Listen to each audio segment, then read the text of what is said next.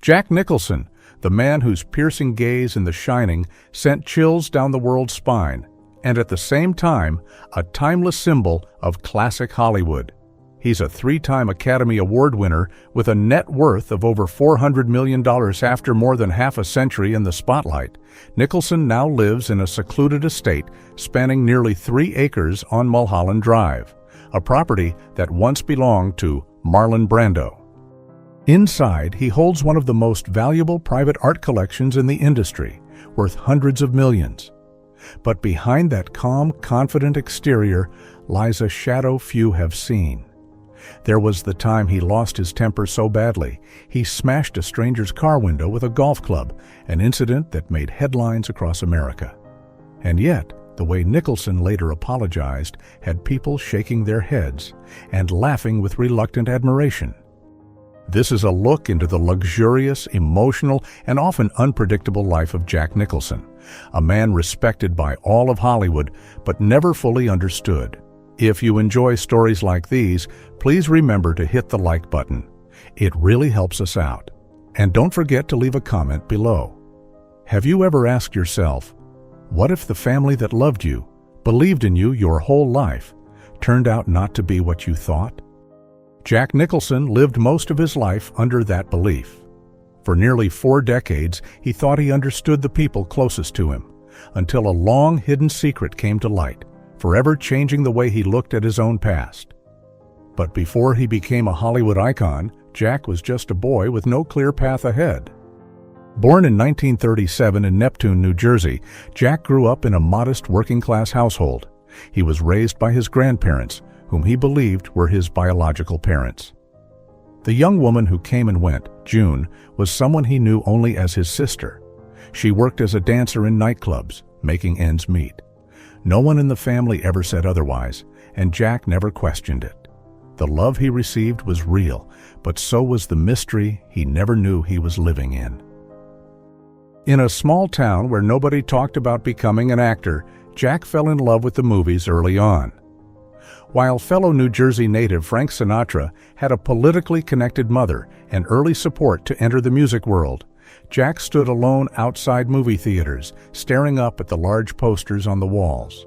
No band, no mentors, just a restless curiosity and a dream not yet formed. In 1954, at just 17, Jack left for California. With no film degree, no industry connections, he landed a job at the Hanna-Barbera animation studio, mostly clerical work, delivering papers, and running errands. His first acting roles were minor and came slowly. In 1958, he starred in The Cry Baby Killer, a low-budget film that made little impact. But Jack didn't walk away. He spent his time writing scripts, taking supporting roles, and gradually finding his way into the world of film. Quietly. Patiently. People say Jack brought something different to his characters, perhaps because he knew what it felt like to be on the outside looking in. No one ever told him directly he wasn't good enough, but the silence and the early rejections taught him how to endure on his own terms. Then, in 1974, just as his career was taking off, a journalist from Time magazine conducted a genealogical investigation and uncovered the truth. The woman he'd called his sister, June, was in fact his mother. Jack had no idea. For nearly 40 years, that part of his identity had been hidden from him. The revelation shocked the public and raised deep questions about his personal story. But Jack didn't lash out or cast blame. He chose to remain silent and kept working. Perhaps it's those uncertain early years, those unanswered questions, that made him the actor he became. When you look into Jack Nicholson's eyes on screen, you don't just see a performer. You see a man who has wrestled with who he is and continues to search for that answer in every role he plays. Some people spend a lifetime searching for just one open door, but once they walk through it, everything behind them changes. For Jack Nicholson, the road to that door was far from smooth. There were no bright lights lighting the way. But maybe that's what made the moment the light finally appeared so powerful. It cast the long shadow of a man who had traveled a great distance just to reach what others might call the beginning. Throughout the 1960s, Jack worked tirelessly in supporting roles, many of them barely remembered today. He wrote screenplays, took on whatever parts came his way, lived simply, spoke little, and waited patiently. During that same time, Robert Redford, with his classic good looks and strong theater background, rose quickly, becoming the golden boy of American cinema. Jack was different. His face was rougher, his acting more emotional, and there was always something in his performance that felt unfinished, like a truth still waiting to be told.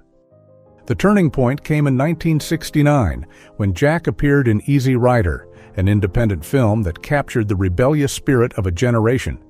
His role as George Hanson was a supporting one, but his portrayal gave the character its soul.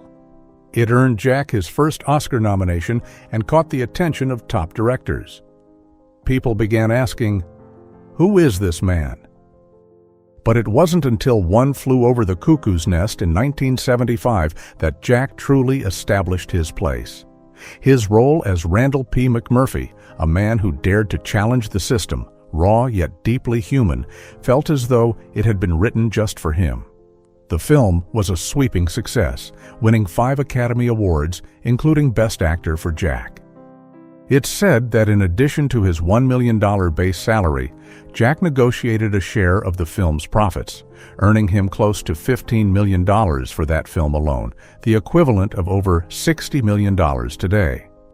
One longtime assistant once shared that between 1975 and the late 1980s, Jack earned more than $40 million from film, thanks to carefully chosen scripts and a keen sense of when to be patient. Of course, those years weren't without rumors. Some said he was difficult, others that he lived too freely. But no matter what was said, Jack always showed up on time, fully prepared, and with the discipline of someone who knew what it meant to wait years for a single chance to stand in the spotlight. In 1989, when he took on the role of the Joker in Batman, Jack once again demonstrated his brilliance, not just as an actor, but as a negotiator. Alongside a $10 million salary, he secured a percentage of the box office profits and merchandising rights. Industry insiders estimate he earned over $60 million from that one role, possibly more in the years that followed.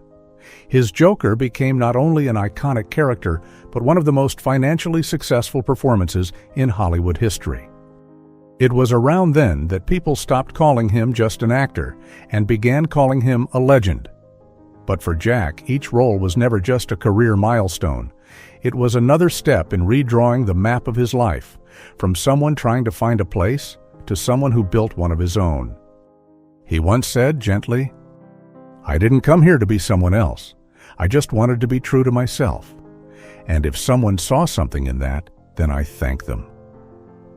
From the young man no one picked, whose name no one remembered, to the one who could choose any role he wanted, the journey wasn't easy. But maybe that's what made it worth remembering. Some people live in the spotlight, but choose absolute silence when they return home. Jack Nicholson has never been one to boast about his wealth. And yet, over more than 5 decades of relentless work, he's built an estimated fortune of around $400 million, thanks largely to high-paying roles and savvy contract negotiations. But what leaves a lasting impression isn't the number. It's how he lives with it, quietly, thoughtfully, and in a way that's unmistakably Jack. Mulholland Drive. High up on Mulholland Drive, nestled among old trees and shadows from Hollywood's golden age, is where Jack Nicholson spent most of his life. He bought his first home there in 1969, shortly after Easy Rider put him on the map.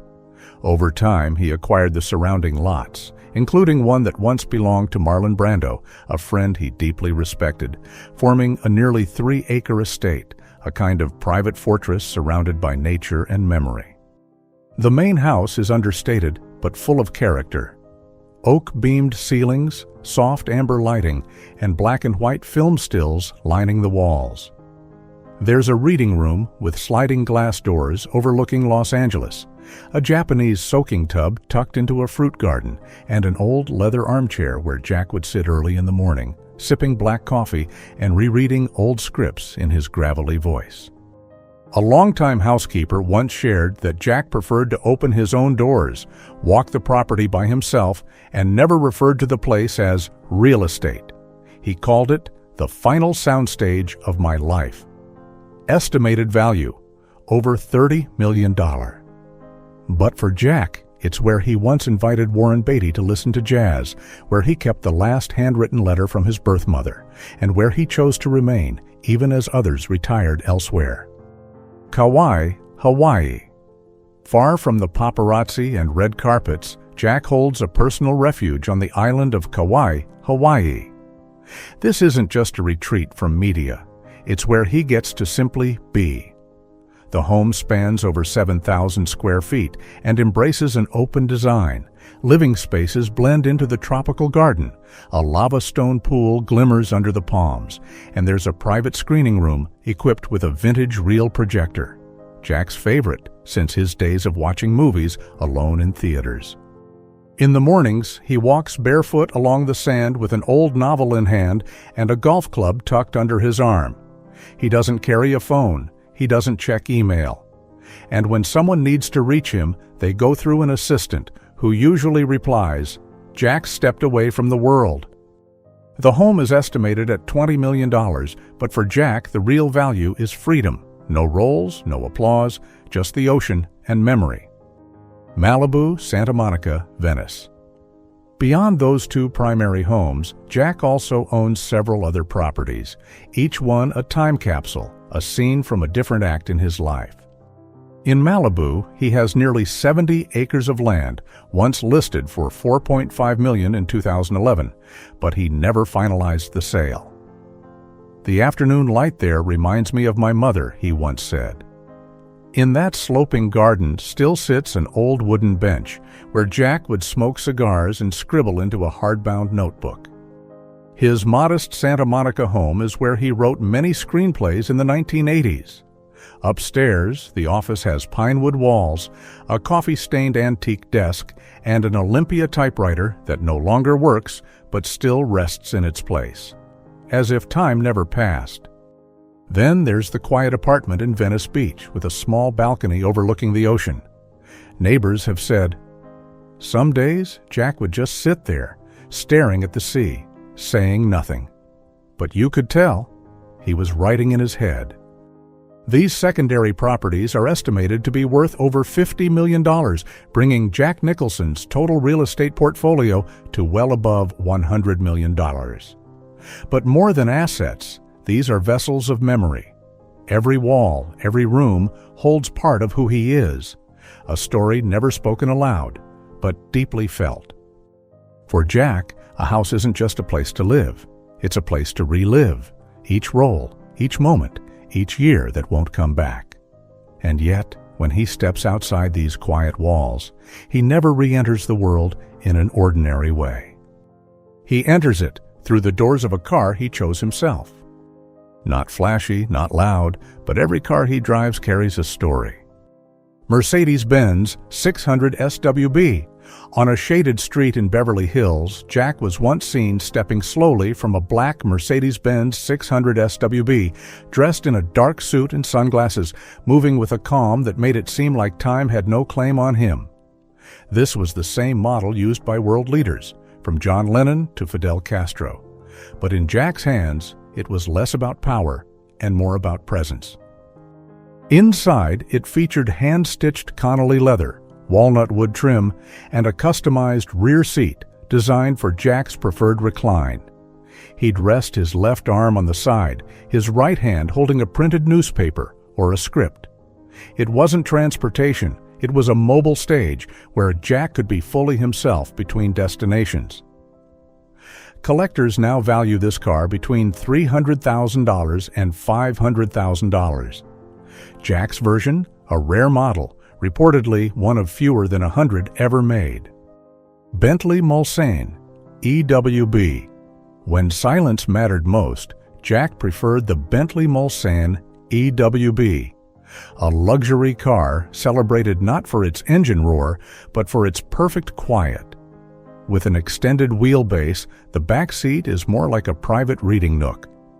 Jack would often sit there, eyes closed for a few minutes, or jot notes into a notebook. The soft leather seats, handcrafted detailing, and a Naim sound system, built not for rock, but for Chopin and old film scores, made it a space for mood, not motion. His driver once said, "When Jack goes quiet, you don't dare play music, but then suddenly he'll quote a line from The Shining in that cold, dry voice, and you're not sure whether to laugh or be scared." Original price, around $340,000. Classic Range Rover. Surprisingly down-to-earth, Jack still keeps a vintage cream-colored Range Rover. No custom plates, no visible branding, just a proper SUV. He often drives himself through the quiet roads of Beverly Hills, sometimes out to Malibu. Once he was spotted pulling up to an old bookstore, opening the door himself, no manager in sight, buying a single volume of poetry, and leaving. With his tousled silver hair, sunglasses, and sharp gaze, he looked more like a Hemingway character than a Hollywood star. The car itself may be modest, valued between $50,000 and $70,000, but it carries weight. When you no longer need to prove anything, you have the right to choose only what truly speaks to you. If Jack's homes are long, sweeping scenes in a film, his cars are still frames, brief, quiet, but full of meaning. They're not meant to impress, but to remind us, success doesn't shout. It just knows exactly where it sits and why. When Jack closes the door, adjusts the mirror, and turns off Sunset Boulevard, sometimes he's not heading to a destination. He's heading back to himself. But some journeys require more than just four wheels, and in those cases, Jack isn't behind the wheel. He flies. Private jet. Gulfstream. No one has seen Jack Nicholson walk through a public airport in nearly 30 years. His travels, from Los Angeles to Hawaii, or the rare appearance in New York for a gala, have always been quiet. No cameras, no fuss. His private Gulfstream isn't the biggest or the newest, but it's refined just enough. Ash gray leather seats, a mini fridge stocked with fresh juice, a shelf of slim novels, and speakers that play vintage jazz. One pilot shared, "He usually brings just one small bag, sits silently, and when we land, he steps off like someone leaving a movie scene, not acting, just exiting." Operating a Gulfstream like that runs $3.5 million per year. But like everything in Jack's world, the cost was never the point. Control was. No schedulers, no prompts. He chooses when to go and when to return. Art collection. If Jack's homes are sound stages, then the paintings he hangs inside are stills from a film.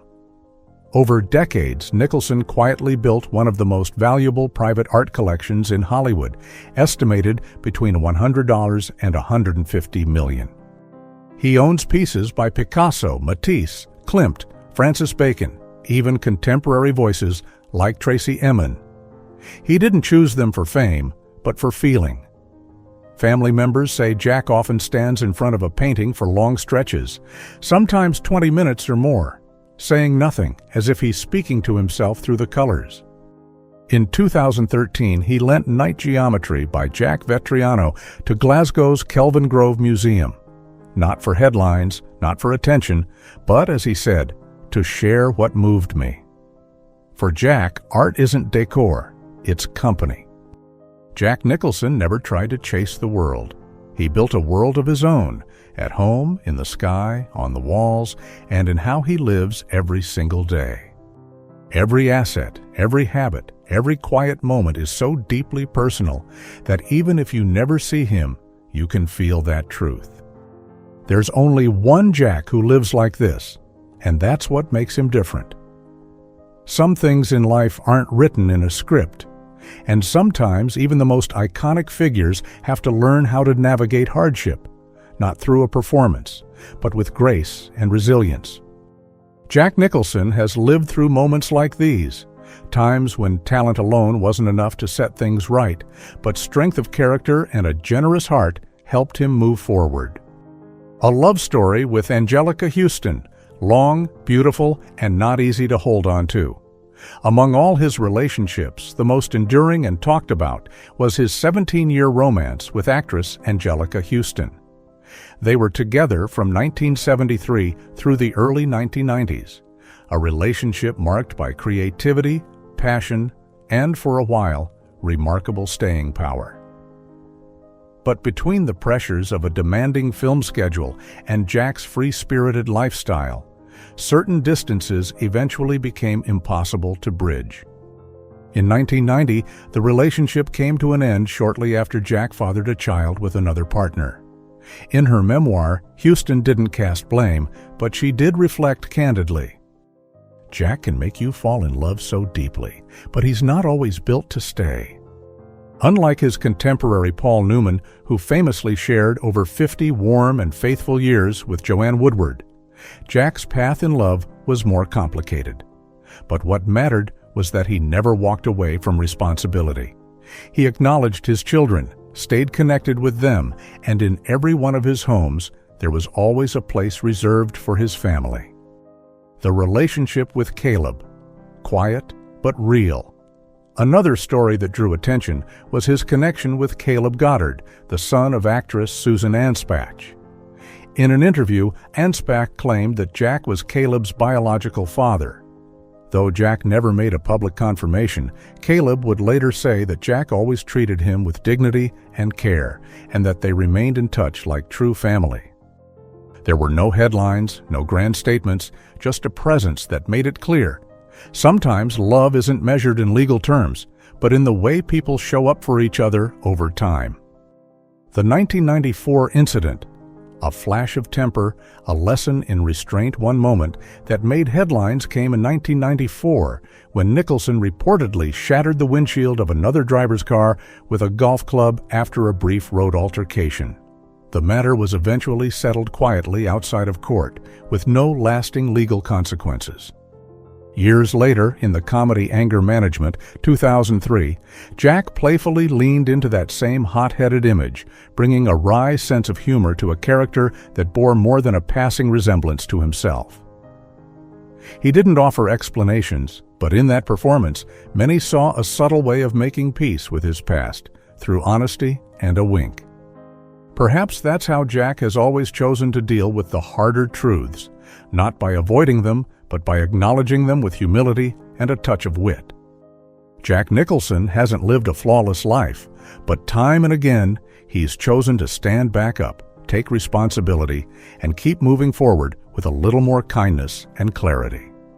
For Jack, fame never offered protection from life's messiness, but compassion and the strength to own one's story has always been what truly kept him grounded, both to himself and to those around him.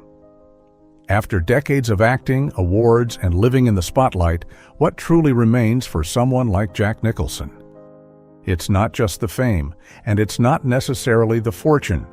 What endures is what he leaves behind, through his art, the lives he's touched, and the quiet ways he's helped the world around him. A cinematic legacy, not the flashiest, but one of the most lasting. Jack Nicholson is a 3-time Academy Award winner with over a dozen nominations and dozens of performances that still make their way into film school textbooks today.